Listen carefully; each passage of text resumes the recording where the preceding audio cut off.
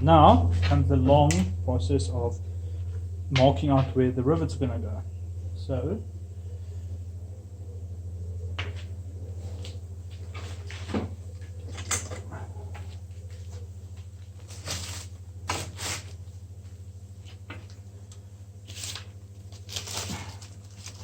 using the diagram,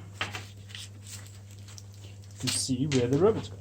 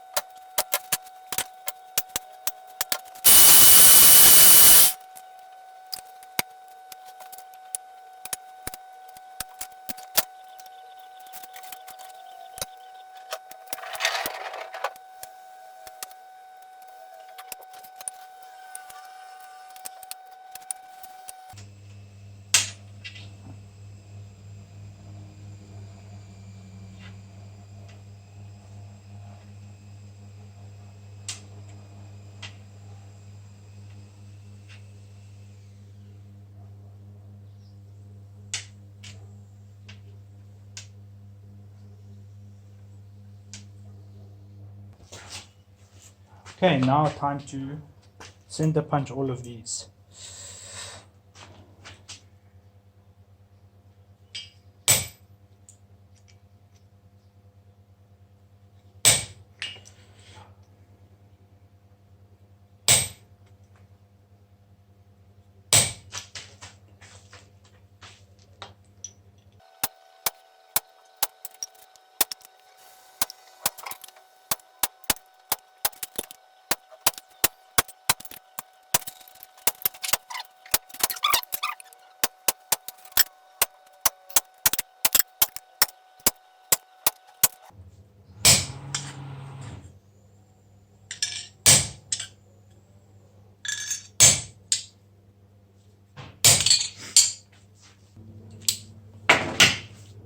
Okay, so what I'm going to be doing now is I'm going to be punching out the holes for the rivets. So I'm using a 1/8 inch punch, which is a 3.18 millimeter hole. I actually need a 2.5 millimeter hole, but this is the only one that's closest to it.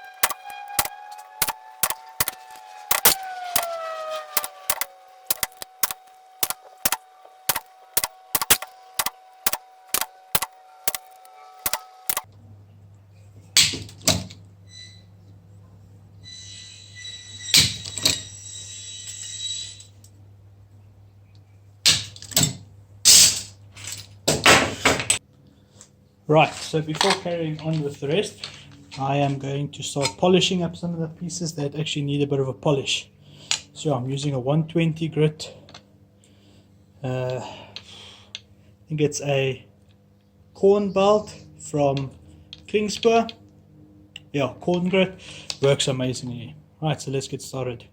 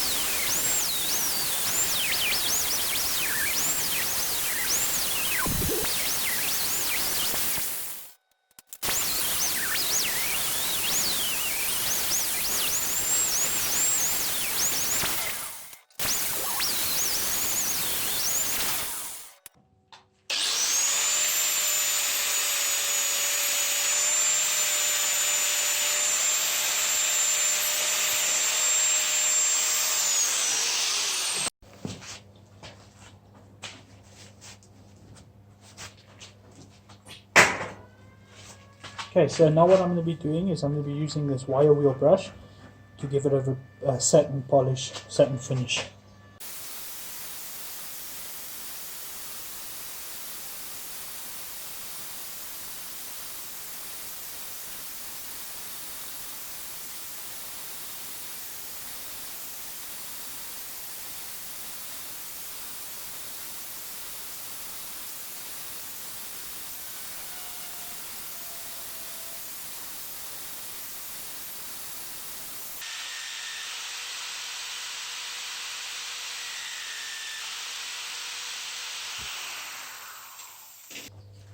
Right, so what we're going to do now is I'm going to clean off these pieces with a bit of thinners.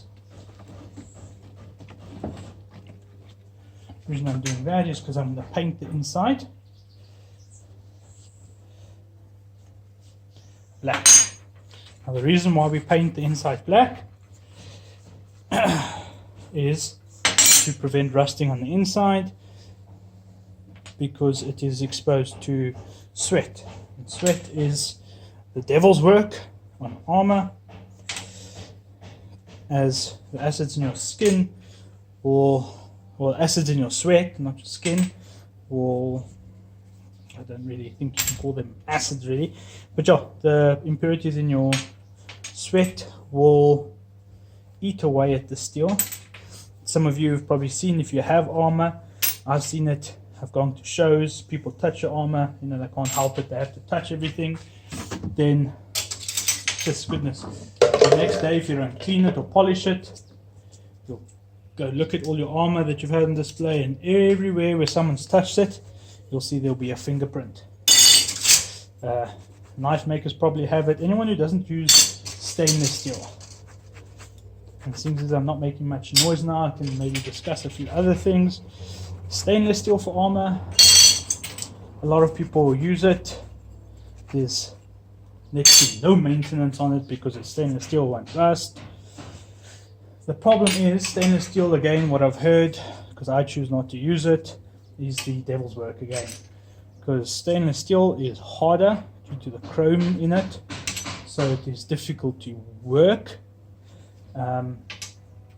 and it has a tendency to crack. I've heard of things as it's heavier. It's not necessarily heavier. If you look at the density of it, it's probably ever so slightly heavier. It won't really make a difference. I won't make a difference that's noticeable. It makes no difference. And it's more expensive, considerably more expensive. So you have something that's more expensive, harder to work, breaks. I've heard that it doesn't tend to bend, it tends to just go all out and break. All of that, just so that you don't have maintenance on it, to me sounds awfully silly.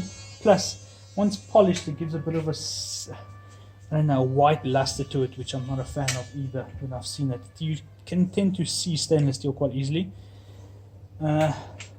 Plus, if you want to go that far, I don't feel that's very authentic. If you're going to have armor, you need to take all aspects of the armor in. So that means maintenance. You know, you have to look after your armor.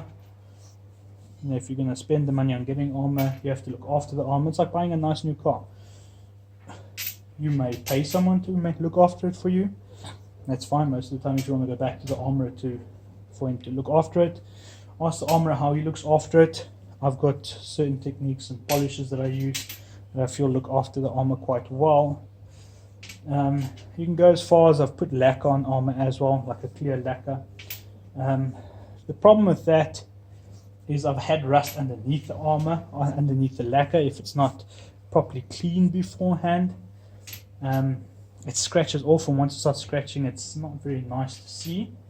If it's a display piece, yeah, it's not too bad. You know, then by all means, then I wouldn't even suggest stainless steel for a display piece, rather just lacquer it.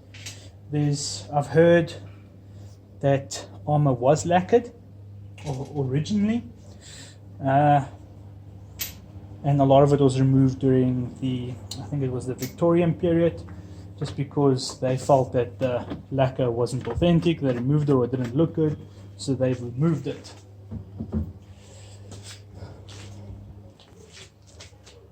Okay, so now I'm going to lay all of these pieces on. This is my spray booth area. I'm going to lay all of these pieces on here so I can spray them. So I'm just spraying the inside. Doesn't have to be 100%, you know, you're not spraying a car or something like that.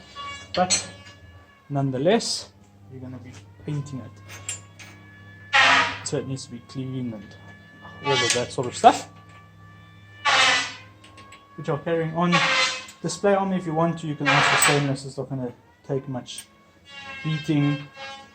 Otherwise I just prefer mild steel, so I've always worked with it. I'm not scared to waste a piece to practice something. Also one thing I can suggest, if you are starting off and you want to make armor, start off with mild steel. I've heard of people starting off with stainless and carbon steel. You're wasting your money. You're going to make screw ups. I still make screw ups. Just, I don't feel it's worth, if you're starting off, it's not worth spending that money on buying carbon or stainless steel. When this is just as face it, you're going to screw it up, right? Like I said, I still make mistakes. Everyone's still going to make mistakes. I'm sure there's some master armorers out there that are going to make mistakes. Yes, you still get master armorers. So I've known people that, you know, have been making knives, for instance, for a very long time. They still make mistakes.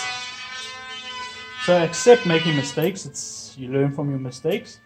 Sometimes you have to make that same mistake several times. Like I mentioned earlier in the previous section, I've made like 2 left hands when I'm busy making a piece before I realize it's going to happen.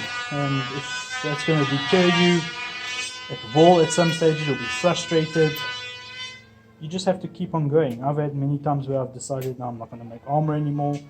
I'm not going to waste my time, and then I kind of get over that, and then I carry on making armor. So that's the last piece of today's philosophy part. I'm going to carry on now, and I'm going to go and spray it quickly.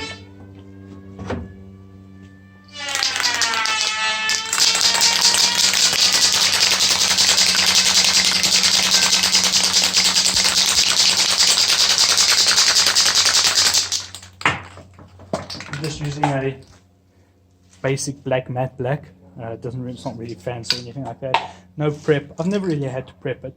Never had any issues with it. So never comebacks or so. This is what I'm going for.